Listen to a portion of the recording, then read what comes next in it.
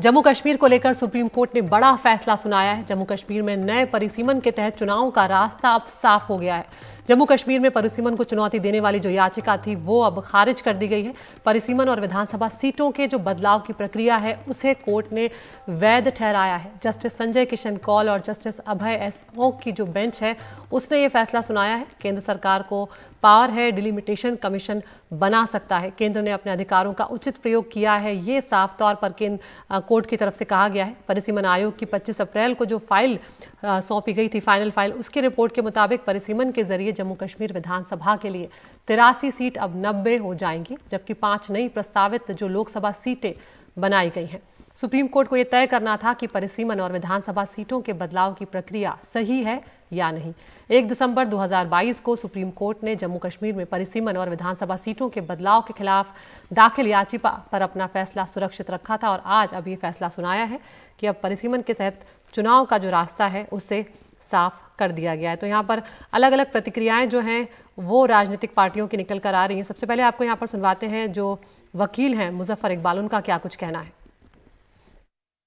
अभी सुनवाई नहीं हुई, आज फैसला हो गया। पिटीशन जिन लोगों ने उसको चैलेंज किया था वो डिसमिस कर दी गई है। अभी जजमेंट आना बाकी है। जजमेंट आ जाती है उसके बाद हम आगे नेक्स्ट रणनीति तैयार करेंगे कि क्या करना है।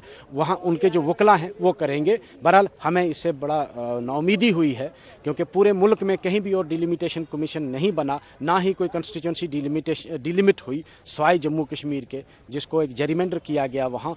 तो बहरहाल सुप्रीम कोर्ट ने एक अपना फैसला सुनाया है। उसके बाद आप देखते हैं वकील हजरात बैठकर इस पर फैसला करेंगे क्या करना।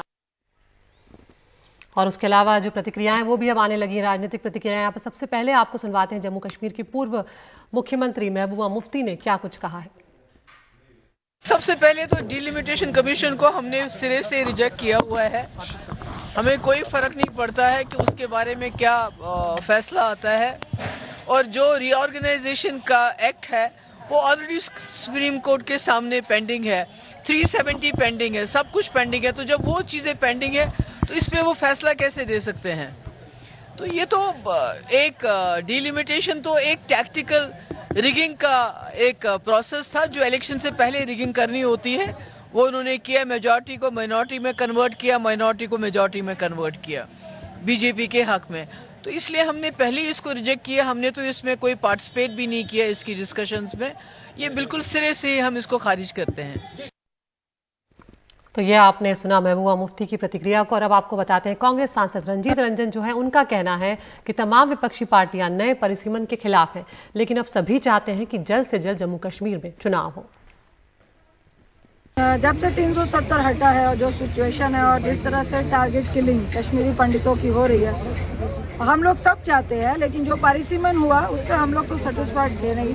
उन्होंने सरकार की जो मंशा थी, जो भाजपा सरकार है, वो मंशा दिख रही थी। उन्होंने सीटों को भी बढ़ाया है, लेकिन जिस मंशा से किया है वहाँ पर जो जितने भी विपक्ष के लोग हैं, हमारे सारे जो अलायंस पार्टी के लोग हैं, वो लोग भी उससे सेटिस्फाइड थे। लेकिन तब भी हम ये चाहते हैं कि आप इलेक्शन कराइए और उसको इमीडिएट कराइए। अब देखना ये है कि ये कब तक इलेक्शन कराते हैं, और अपोजिशन पूरा तैयार है इलेक्शन के लिए।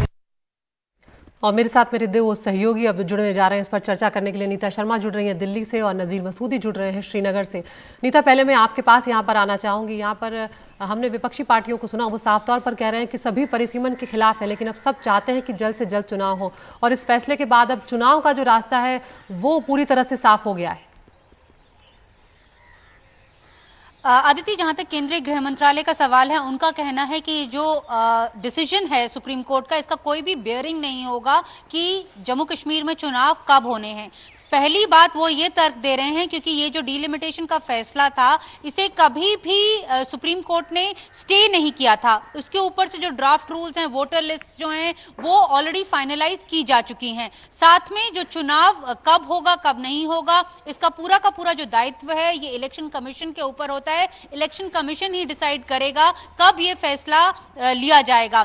दूसरी तरफ यहाँ पर यह भी बताना जरूरी है कि केंद्र का ये बार बार केंद्र ये बोलता रहा है कि जो जमीनी हालात हैं जम्मू कश्मीर में वो काफी बेहतर हुए हैं 2019 के बाद। हालांकि ये भी जो है सुझाव दिए जा रहे हैं क्योंकि लास्ट जो डिलिमिटेशन एक्सरसाइज जो जम्मू कश्मीर में की गई थी वो 1995 85 में की गई थी, तब उस विधानसभा में 76 सीटें थी, उन्हें बढ़ाकर 87 कर दिया गया था, जिनमें जम्मू में 37 और कश्मीर में 46 दी गई थी और लद्दाख में जो है वो 4 दी गई थी।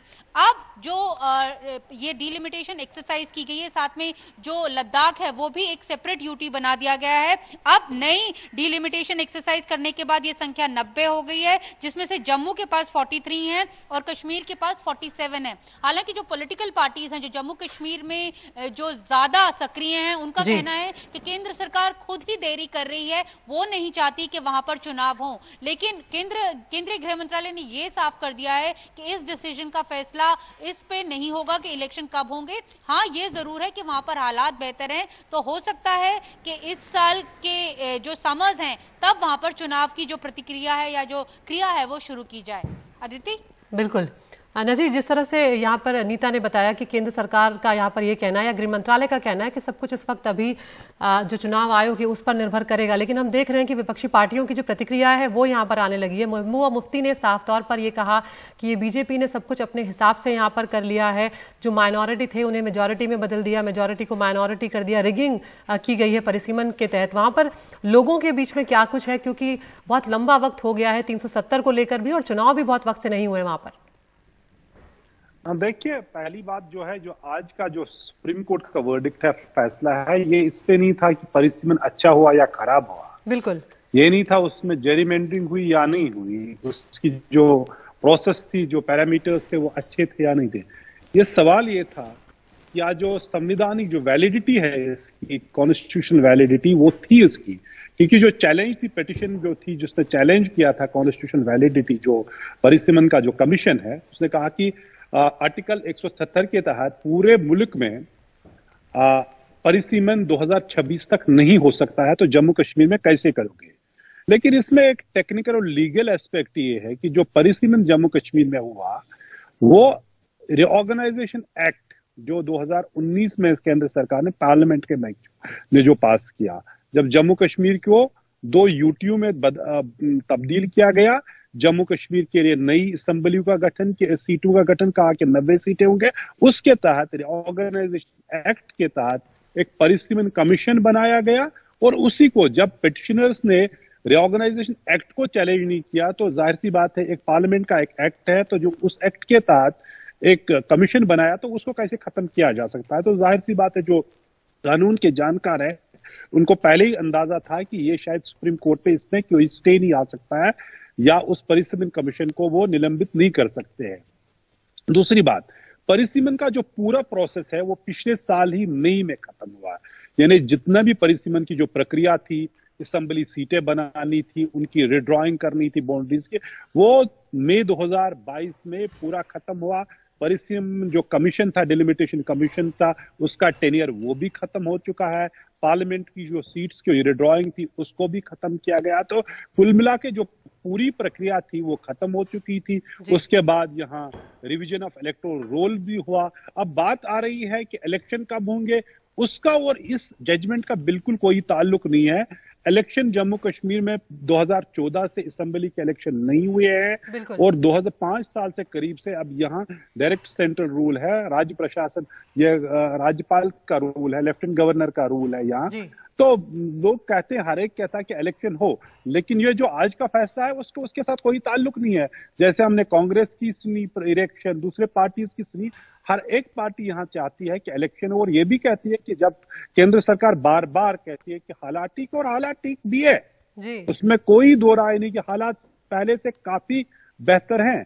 तो ये सवाल है कि इलेक्शन क्यों नहीं कराए जा सकते, चाहे केंद्र सरकार जानती हो कि बेहतर उसका कारण या इलेक्शन कमीशन जानते हो। लेकिन एक चीज हर एक यहाँ कहता है कि एक पूरे जमहूरी मुल्क में इस एक हिस्से को कैसे जमहूरियत से वंचित किया गया है, वो बड़ा सवाल है। लेकिन जहां तक इस परिसीमन कमीशन का सवाल है, वो सवाल जो तो चैलेंज था, पिटिशन था, उसको आज सुप्रीम कोर्ट ने खारिज कर दिया।